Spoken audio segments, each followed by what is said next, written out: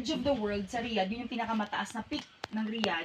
Tapos nandun ka sa ano, talagang nginig talaga yung tuhod mo. Doon sa pag nilipad ka ng hangin.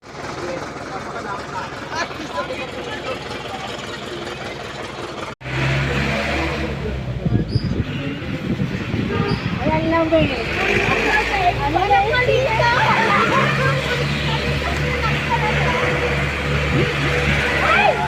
Nakasarado ba yung ano ba?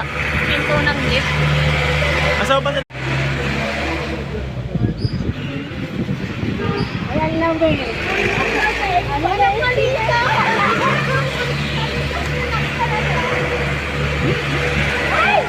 Nakasarado ba yung ano ba?